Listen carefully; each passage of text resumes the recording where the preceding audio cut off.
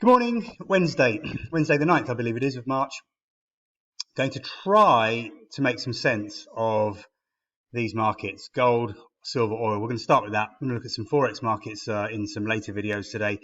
I'll be honest, they've really confused me this week. Volatility is obviously through the roof across the board in financial markets, but let me try and make some sense of it all. Okay, so once gold broke out from that sort of mid-1850 area, gold went through the roof.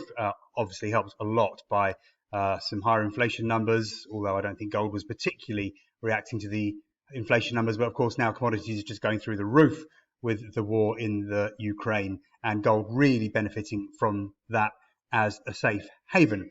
So here's the daily chart. As you can see, the breakout really was the buy signal. Markets often do this. Look how gold, big red candle, retested the breakout point and then went. You see that a lot with breakouts, head and shoulders patterns in particular. You'll see that retest of the neckline, very kindly giving us the opportunity to jump into a position on the break. Now, this is interesting. Let me show you the weekly chart. So we're now retesting the all-time high for gold, which is at 20,072. Yesterday we got to 2069 or even 2070. So in theory, there is a chance that this is a huge double top pattern and would, if that held, would be a big sell signal and gold will collapse. Obviously, when you bear in mind the conditions and the reason why gold has gone through the roof, that seems highly unlikely, but I thought I would point it out. So we would have to see. I mean, we certainly don't have a negative candle on the daily chart. So a very bullish candle. You know, gold absolutely roared from 1980 the low up to 2070 the high. You know, don't see moves like that in gold very often, do we? $90 move, absolutely massive. So I'm guessing that we'll probably break higher. In fact, let me show you my written report for today for my subscribers. Here we go. So you can see here that I've suggested, where are we now? That's oil. We don't look at oil. We want to look at gold first. So very close to the all-time high at 2072. So this is obviously important and the only thing that can stop gold. Personally, I don't think it will. However, a sustained break above 2077 will start a new leg up in the bull trend, targeting 2092.95 at 2100 and possibly even 2120, 2124. Well, at the rate we're going, we could see that before the weekend. As I've said here, there's no sell signal. So the downside is expected to be limited with support at around the 2025 area. If we broke below 2014, we could get down as far as the $2,003, $2,000 area. I would suggest that would be a great place to jump into a long position. If it gets down that far, longs would need to stop below 1990. How did I get those levels? Well, not easy, because at the moment trend lines aren't really working. The move has been so parabolic, it's just rocketed every day. So you can't really rely on trend lines, moving averages. The price has just run away from the moving averages on the daily chart. Even on the hourly chart, we've run away quite a lot. On the 4-hour chart, we're nowhere near the moving averages that I look at, which is the 500, 200, the 100 and the 50. So I'm relying really mostly on Fibonacci levels and Fibonacci extensions in order to get some targets on the upside. So this is where I've got my 2025 area as support. And it does tie in quite nicely with the price action, doesn't it? We've got a big swing low down there and a little bit of a swing high up here. If we were to get down lower, I've got 2000 because that was the previous peak. And you can just see from the price action, it's pretty obvious. Let me just draw some lines in here. Pretty obvious that this is a good support level just when you eyeball it like that. And we do have fib support backing us up at around 1997. So I think a break below 1990, which is this little short-term trend line here, means that you need to be out of gold and there are risks to the downside. I assume there would have to be some sort of announcement about some sort of peace breaking out in the Ukraine for that to happen.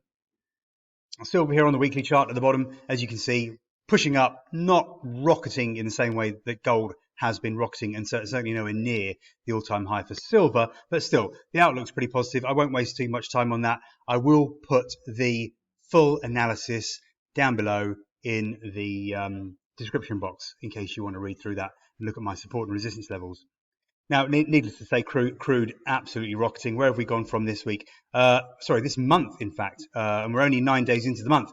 We've gone from $95 up to $130. So quite a move, and we all know why that is. Let's just have a look at the daily chart now, try and get some perspective. So again, I'm using Fibonacci levels because we've just roared away from the moving averages. Even though oil was already in a bull trend, we've still accelerated away from those moving averages. So they're not much good to me on the monthly, the weekly, or the daily chart, or even really on the 4-hour chart. So I'm relying really just on the candles, on the Fibonacci levels, and just the previous swing highs and lows. I have got some levels which you can see in the description box below, but let me just show you on the report that I send out to my subscribers. I've got minor support at, let's just try and show you, whoops, don't want to do that. Let me try and show you. I have got minor support at 124.80, 124.20. That's this little 23.6% fib level that I have here on the daily chart.